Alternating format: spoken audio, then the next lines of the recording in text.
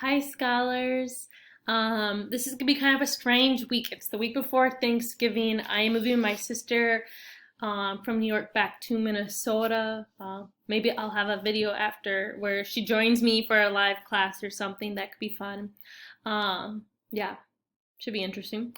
But I wanted to talk about what we're working on for this week. And what we're working on for this week is a one-pager assignment. We're actually going to use a one-pager assignment as part of our final for quarter two for our nonfiction unit. But before we even jump into that, I just wanted to share with you guys what you're going to be working on for this week.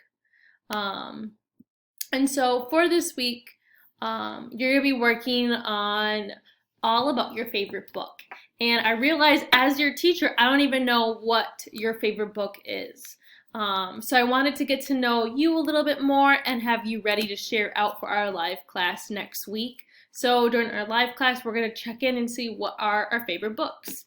It can be your childhood picture book. It can be a favorite book that you read recently, maybe last year or this year, or from your childhood. Totally up to you on how you want to take this assignment.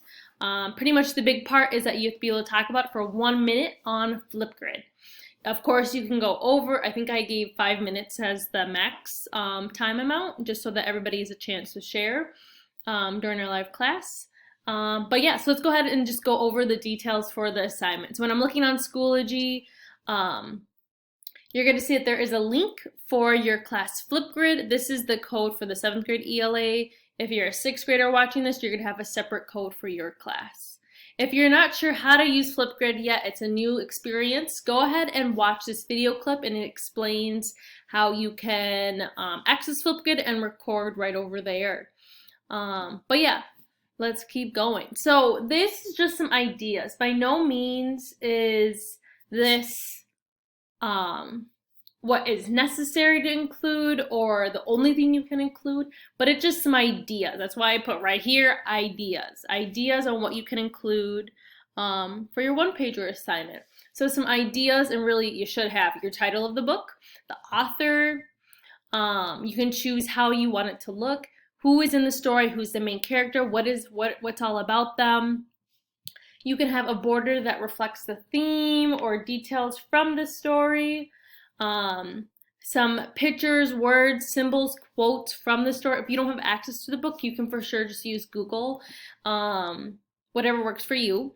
If you want to draw some images or look for images online, you can do that as well. Significant events or troubles that took place in the story. Thinking about the connection between you and the story, what connection is there, and then also relating back to yourself about why this was such a good book, why you took it so personal.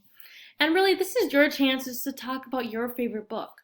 I included some pictures of some examples of some one-pager assignments. If you want to do it on a hard piece of paper, if you have access to paper at home, cool. If you want to do it in a notebook, okay. If you want to do it on Notability, okie dokie. If you want to do it on Google Meet, beautiful. It's totally up to you on how you want to complete this assignment. I would say when you're recording yourself on Flipgrid, if you don't feel comfortable showing your face like how I show mine, fine, show your one-pager assignment. I will want you to turn in your one-pager assignment just so I have a copy of it and can remember and always look back at your hard work. But this is what you're going to be working on for the majority of this week, and then we will watch the videos next week after Thanksgiving break. I hope you all have a safe break, and I can't wait to watch and read and learn more about you guys. Have a great day.